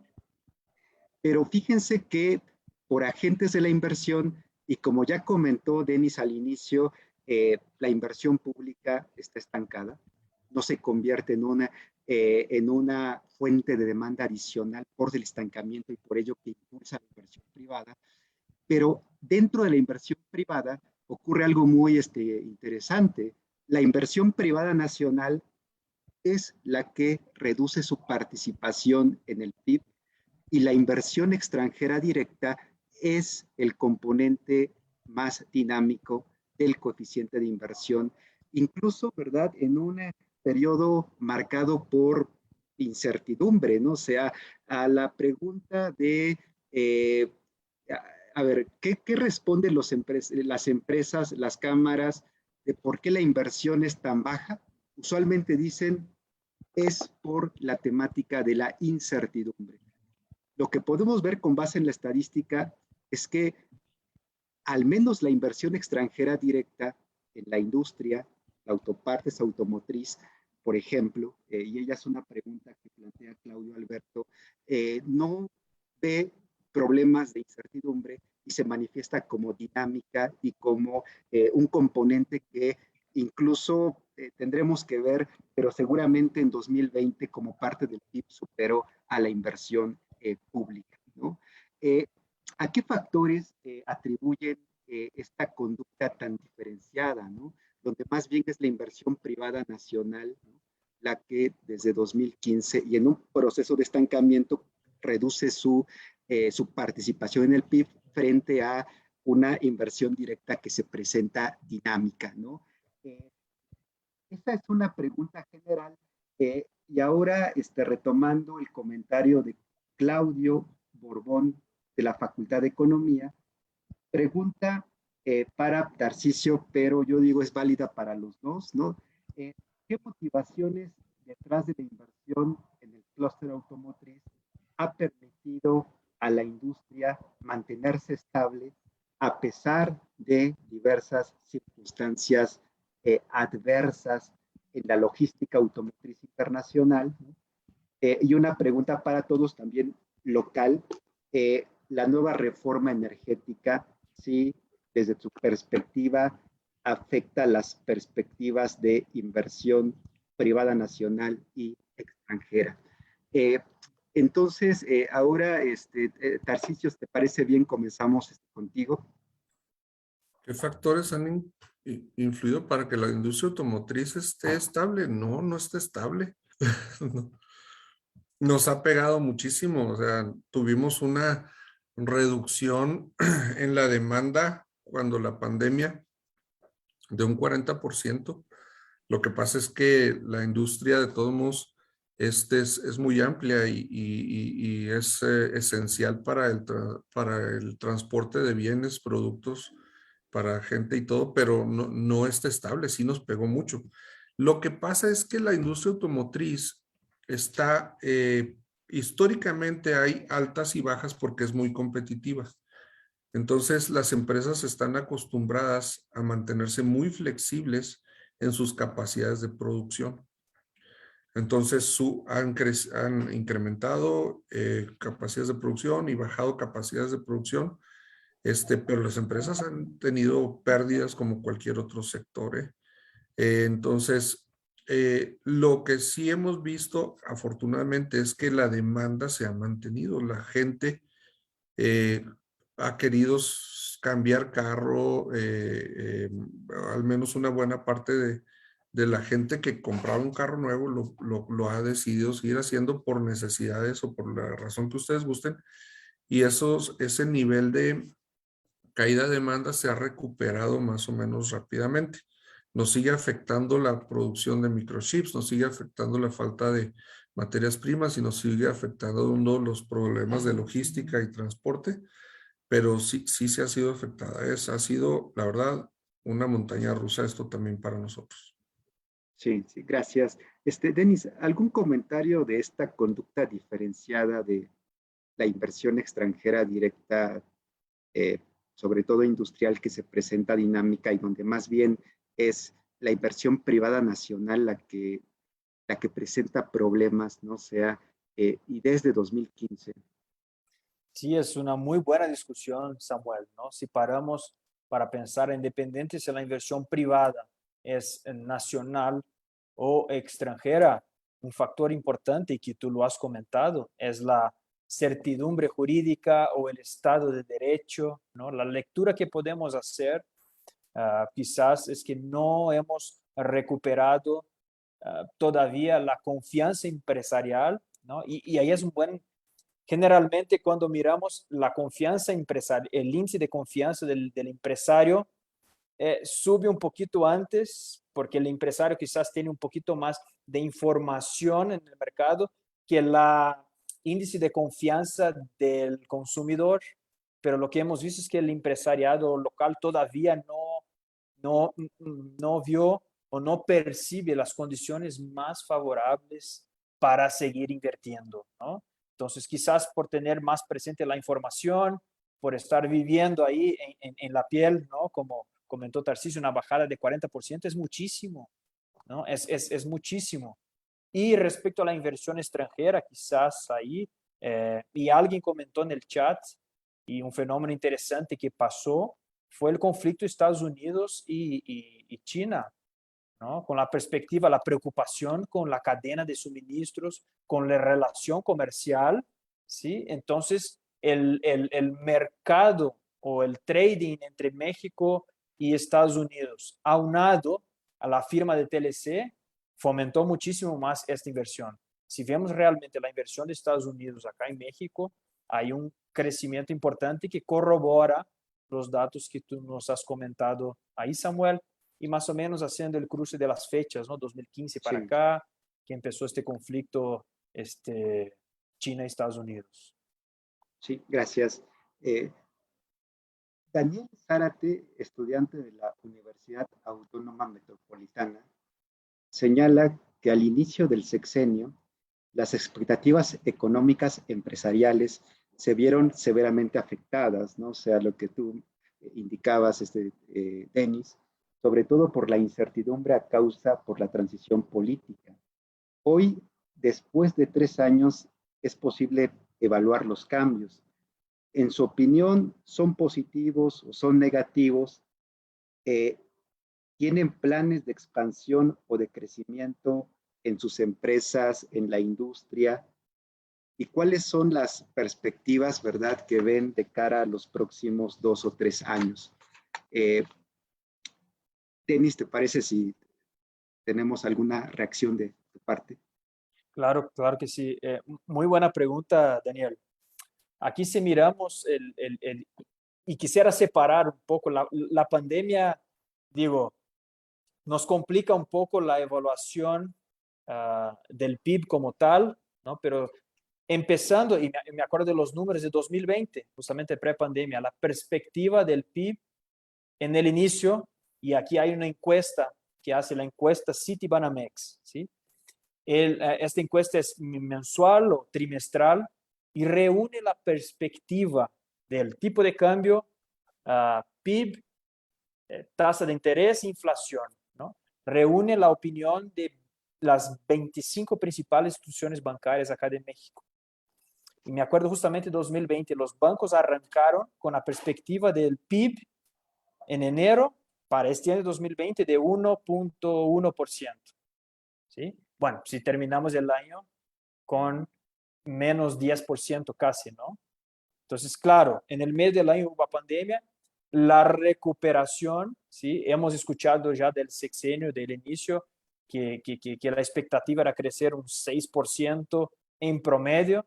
Ya hemos visto que esto no realmente no va a pasar, ¿sí? Entró la pandemia ahí, por más que tengamos un crecimiento gigante para los siguientes años, no creo que llegue a estos niveles, ¿no? No tenemos la bola de cristal, pero esto es que tenemos ahí de forecast. Entonces, tu pregunta dices positivo o negativo, yo creo que un factor importantísimo, ¿sí? Si miramos los fundamentos de México, deuda pública, reservas internacionales, son fundamentos financieros buenos, ¿sí? Pero cuando vemos el análisis del PIB, donde el principal factor son remesas del exterior, tenemos que, ¿no? Parar y ver, oye, ¿dónde están los fundamentos a largo plazo para el crecimiento sostenido de México? ¿Sí? Y lo que definitivamente nos ayudó mucho en estos 2 años fue el crecimiento de Estados Unidos, ¿no? El paquete de trillones de dólares que hemos visto allá, ¿sí? Que impactó de alguna manera también de acelerar esta reactivación de la economía. Ahora la inflación está totalmente descontrolada, entonces la disyuntiva que tenemos, ¿no? Crecimiento versus inflación versus tasa de interés, ¿sí? Entonces ahí yo creo que todavía hay un ciclo a pesar de los rebrotes que tenemos. Ahora hemos visto, ¿no? En China nuevamente cerrando puertos, ¿no? En el caso del acero, para que tengan idea, 50% del acero mundial es consumido por China, ¿no? Entonces, ahora imagínense con los temas logísticos, el tema de los puertos. Creo que todavía vamos a tener altibajos ahí en el PIB, pero respondiendo a tu pregunta, nos favoreció mucho el paquete de estímulos de Estados Unidos para el crecimiento de México acá. Gracias, Denis. Tarcisio, adelante con alguna reacción.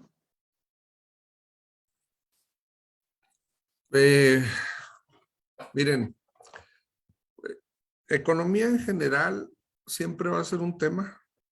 Política pública siempre va a ser un tema. Por ahí estoy viendo en los chats algunas preocupaciones acerca de las políticas. Realmente, yo creo que la gente que está participando en la definición del rumbo económico y político de la empresa, de las empresas y las instituciones, tiene tiene claro el panorama, pero tiene en su mente un rumbo político económico específico, ¿sí? Entonces, si yo les dijera cuál es el aspecto más impactante económico para una empresa, estoy viendo ahorita, me preguntan cómo podemos garantizar para la producción de autos mexicanos, etcétera. Sigue siendo dentro de el desempeño de las empresas, ¿no? Sí, como bien dice Denis ahorita, están ganando las empresas extranjeras porque son las que tienen el dinero en la mano para invertir. Y en su país les cuesta bien poquito, muy poquito, el costo del dinero en comparación con el costo que tenemos aquí. Ellos tienen sus ventas a lo mejor en dólares, ¿sí? Y las empresas aquí le compran a las empresas mexicanas en pesos. Entonces, la pérdida de poder adquisitivo a nivel mundial varía dependiendo de la región y las empresas también son vulnerables ante eso, ¿no? Entonces, ¿qué podemos hacer para asegurar un ambiente económico en general? Voy a hablar en general, ¿no? Exportemos. Exportemos. Queremos que nuestras finanzas no dependan del incremento del dólar. Exportemos. Generemos riqueza tecnológica, riqueza de servicios, riqueza de propuesta productiva, ya sean servicios, como dice Deniso, o en productos. Yo sé que estamos a punto de terminar, por eso me interesa mucho hablar de esto. O sea, si inclinamos la balanza comercial a que exportemos en lugar de importar, si la inclinamos a que nuestros productos tengan un nivel de competencia a nivel mundial, pues nos vamos a mantener con ingresos a nivel de eso, ¿no? ¿Cuál es el problema? Que hay una empresa, por ejemplo, de productos o servicios que viene y compra en pesos y va y vende en dólares y ellos se queden con la ganancia. La educación y el emprendimiento también debe ser en ese sentido, ¿no? De tomar las riendas de la manufactura de productos y de la economía de nuestras empresas y llevarlas a competir a un nivel global siendo administrada por la misma empresa. No conformarse con la comodidad de que, no, pues es que a mí me lo compran aquí, ¿verdad? A mí me lo compran aquí. ¿Cómo desarrollamos productos? ¿Cómo les damos el valor agregado? De manera de que el beneficio se quede en la empresa mexicana, poniendo productos en el extranjero, con financiamiento que valga la pena, sí, con acceso a, a, eh, a, a dinero económico, digo, a una tasa económica aceptable, como ya nos decía ahorita Denise, unas de las opciones, pero sí el destino de las empresas mexicanas sigue estando en las manos de las empresas mexicanas. Yo creo, nada más necesitamos educarnos y aprender a jugar en ese escenario mundial. Muy bien. Gracias. Como bien indicas, Tarcisio, estamos cerca del cierre. Voy a combinar, ¿verdad? Inquietudes de parte de Fernando, de María Isabel, ¿no? De temas globales, ¿no? Temas globales como, y ya se ha comentado en parte, la vulnerabilidad de las cadenas de suministro que reveló la pandemia. El nuevo tratado México, Estados Unidos, Canadá, las crecientes tensiones comerciales y tecnológicas China, Estados Unidos. En semanas recientes, la invasión rusa a Ucrania. ¿Cómo afectan estos fenómenos globales, ¿no?, a la industria mexicana? ¿La industria mexicana se puede beneficiar de estos reacomodos globales? ¿Cuál es su perspectiva acerca del mundo, verdad, que nos toca vivir, ¿no? Me parece que pocos imaginamos, ¿verdad?, vivir, ¿no?, en 2, 3 años un grupo de de fenómenos, ¿verdad? Tan atípicos, de una pandemia con secuelas impresionantes en materia de desarrollo económico. Ahora, ¿te parece bien, Denis, si recogemos tu comentario? Y sobre todo, fíjate, para la siderúrgica, ¿no? O sea, en el tema del nuevo tratado México, Estados Unidos, Canadá, se lo colocó a la siderúrgica como tema fundamental y de hecho destacó que esta iba a ganar con la nueva organización de cara al TEMEC. ¿Cuál es tu lectura de estos fenómenos globales? Y si también es de tu interés, te puedes concentrar en un o algunos aspectos, ¿no? Referente a estos temas globales. Adelante, Denis. Sí, claro. Empezando por lo que está más reciente ahorita, la guerra de Ucrania y Rusia, ¿no? Es desafortunado lo que está pasando ahí, realmente, ¿no? Una guerra en todas las perspectivas no es buena, pero fíjese, especialmente una de las referencias, ¿no? El acero es un commodity, ¿no? Pero está el producto, puede ser semi-terminado, puede ser la varilla, puede ser un perfil, una viga, ¿no? Una placa, una lámina. Pero nosotros en el mercado siderúrgico, una de las referencias de varios commodities relacionados al acero es el Mar Negro, el Black Sea, donde justamente está ahí Ucrania y Rusia. 40%, ¿no? Y quiero comentar Estados Unidos ahí. 70% de la materia prima que sustituye la chatarra, una de las materias primas que sustituye la chatarra y es básica para la producción del acero, es importado. Entonces, Estados Unidos importa esta materia prima. Y de esos 70%, 40% casi venía de Rusia y Ucrania. Entonces, naturalmente, otros mercados empezaron a tener una relevancia más importante. Es decir, en sustitución a lo que se produce en Rusia y Ucrania, Brasil tiene una fuerte producción de esta materia prima. Entonces, los precios, ¿no? Para tener una referencia, en un mes, lo que costaba $500 la tonelada, empezó a costar $1,000 la tonelada. Y por ende se tiene que reflejar en el producto terminado, ¿no? Comenté Brasil, pero también México, justamente por el suministro del acero, ¿no? Efectivamente, en lo que platiqué de la globalización, independiente de este efecto externo, que es Rusia y Ucrania, hay una tendencia natural de trading, ¿no? Entre esos tres países. Entonces, de alguna manera, en este momento, se incrementó mucho tanto la importación cuanto la exportación, ¿sí? Y lo que dijo Tarcisio, me acuerdo que en la administración ahí de Trump, ¿no? En Estados Unidos era la incertidumbre. ¿Qué va a pasar? ¿Se va a cortar la relación comercial?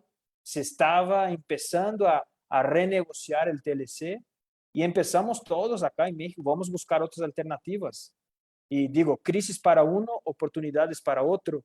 ¿Sí? Y desarrollamos América Central, por ejemplo, desarrollamos otros países, vamos a exportar no solamente para Estados Unidos, que otros países, ¿no? Entonces, esto fue un factor que detonó esta iniciativa, ¿sí?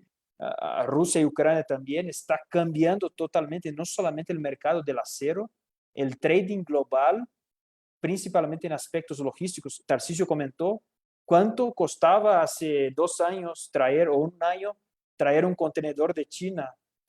Ahora, en meses, subió 400% más traer un contenedor de China de lo que nos costaba antes. ¿Sí? Entonces, ahí hay oportunidades, definitivamente, las guerras, los conflictos están cambiando y nosotros tenemos que estar atentos ahí para la nueva red o la nueva cadena de suministro, ¿no? A nivel global. ¿Sí? Serían los comentarios, Samuel. Muy bien, muchas gracias, Denis. Adelante, Tarcisio. Sí, bueno, definitivamente muchas actividades económicas deben de haberse detenido con Ucrania, con el embargo a Rusia, etcétera, ¿no? Entonces, bien dice Denis, río revuelto, ganancia de pescadores es el dicho, y yo creo que es uno de los que refleja más la situación. Ahora, guerras, pues las hemos tenido, siempre las hemos tenido. ya sea comerciales, políticas o en este caso violentas, ¿verdad? Territoriales. Y siempre ha habido cambios, ¿no? El chiste, la capacidad de adaptación, la capacidad de estar en el momento adecuado, en el lugar adecuado, es lo que ha mostrado a través de la historia, pues quién sale beneficiado de eso, ¿no? Entonces, ahora es cuando deberían de estarse asociando. Miren, los clústeres es un buen punto de referencia. Yo les sugiero que aquellos empresarios que estén conectados ahorita y también aquellos estudiantes que si no tienen empresa puedan acercarse a un clúster. Ahí se comparte mucha información y es un networking muy bueno. Las cámaras comerciales, etcétera. Ese es un vehículo y es un instrumento muy bueno para entender qué oportunidades hay. A las cámaras y a los clústeres se acercan empresas con intención de invertir, con intención de buscar proveedores, con intención de encontrar alguna solución para algún problema que tienen en la región y no nada más para la región, sino globalmente. Entonces, de verdad les sugiero eso. ¿Por qué? Porque de que hay oportunidades que se están generando con ese enfrentamiento con China entre Estados Unidos, con la guerra ahora, definitivamente, así como hacen falta productos debido a esas situaciones, pues también se está en búsqueda del reemplazo de esa proveeduría, ¿no? Entonces, es una oportunidad definitivamente para quienes afortunadamente no estamos involucrados en ese conflicto. Bueno, gracias.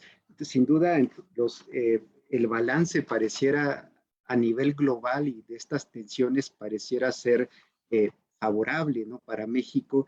Y por lo tanto, la última pregunta, eh, que nos ayuden con 2 o 3 recomendaciones desde su experiencia eh, en la urgente tarea de reactivar la inversión y de reactivar la productividad en México.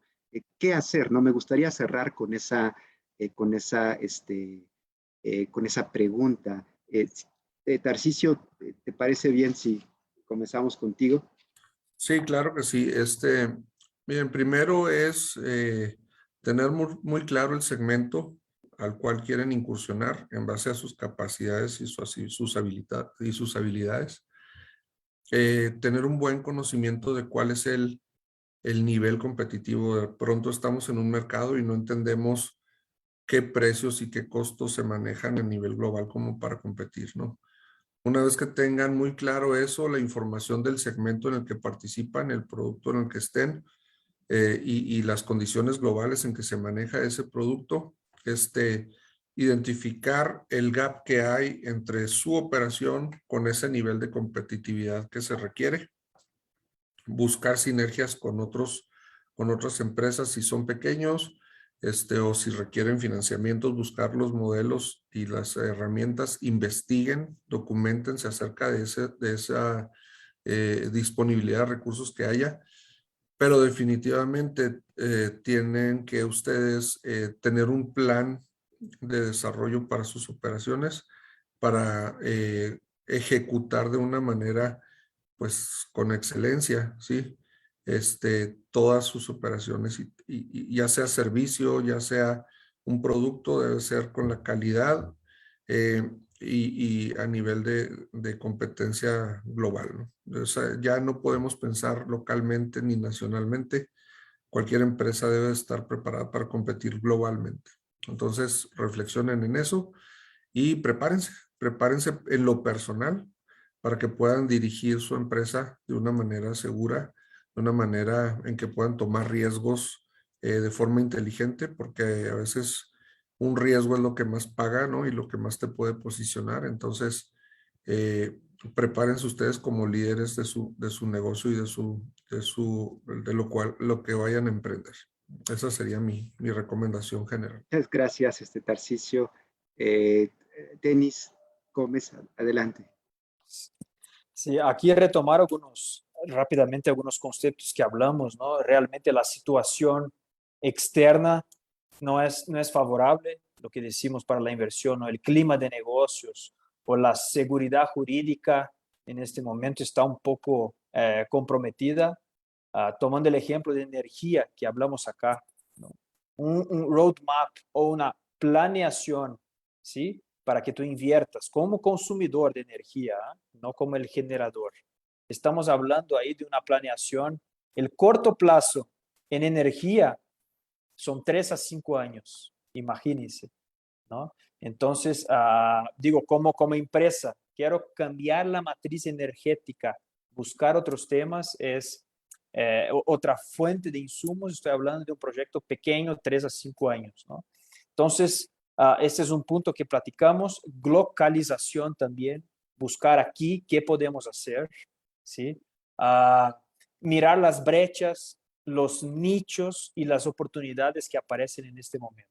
Como dijo Tarcisio, ¿por qué no exportamos más? ¿No? ¿Por qué no buscamos otros mercados? ¿Sí? Yo creo que tenemos una gran oportunidad en la mano. No estoy hablando de las acciones que el gobierno debería tomar. Nosotros, ¿no? Aquí como mexicanos, ¿qué podemos hacer? ¿Sí? Me llama la atención cuando empezó ahorita esta curva de inflación en Estados Unidos, ¿no? Ahí ellos preocupados, estamos llegando a 4%, 5%, el mundo se va a acabar. Cuando miramos el histórico acá en México, Brasil también, que ya tuvimos inflaciones en los 80 de 150%, ¿no? En 90 y tantos, 50%. Entonces, esta capacidad que tenemos como mexicanos de adaptarnos a los cambios que ya hemos vivido, ¿sí?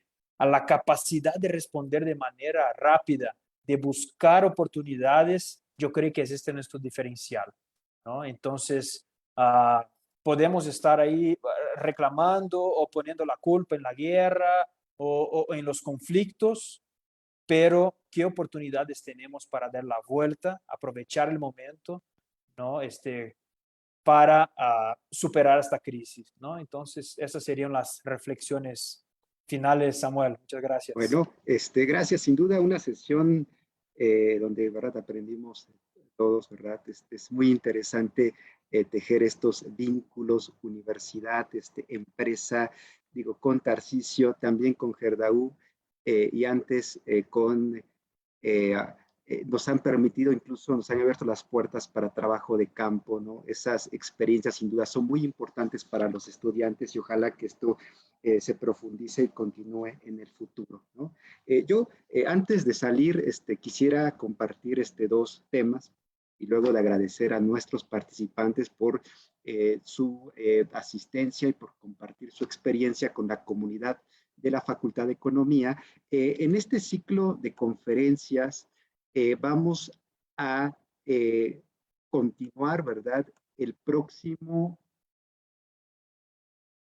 viernes 13 de mayo con una charla sobre los retos y perspectivas de la industria aeroespacial en México. Nos acompañará René Espinosa, presidente de la Federación Mexicana de la Industria Aeroespacial. Están muy invitados y como hicimos con esta actividad estaremos comunicando por diferentes canales, ¿verdad? Eh, faltando unos días para que se lleve a cabo esta charla. Le recuerdo también a nuestros asistentes, ¿no? Llegamos a 148 asistentes en algún momento. Ello revela el interés que presentó la actividad. Muchas gracias. Les recuerdo que vamos a compartir constancias de participación siempre que asistan al menos a 4 de las 6 conferencias programadas, ¿no? Agradezco a Denis, a Tarcisio, y sí me gustaría solicitar para las personas que esté a su alcance, que activen la cámara porque sí nos gustaría tener una foto, ¿verdad?, del recuerdo de esta importante actividad, ¿no? La gente que pueda, que esté en condiciones, vamos a agradecer mucho que active su cámara para este cierre, ¿no? Muchísimas gracias también a nuestros estudiantes, asistentes, Itzel, el profesor Gilberto, ¿no? La profesora Danitza, la profesora Susana, ¿no? muchísimas gracias por su asistencia y que hacen posible que esta actividad sea también recibida por el público, ¿no? Gracias, Tarcisio. Gracias, Denis. Nos vemos en un mes y ojalá también se puedan sumar a la siguiente actividad. Buena tarde a todas, todos, y para los estudiantes, felices vacaciones de Semana Santa. Gracias a todos. Hasta Gracias a luego. todos. Mucho gusto.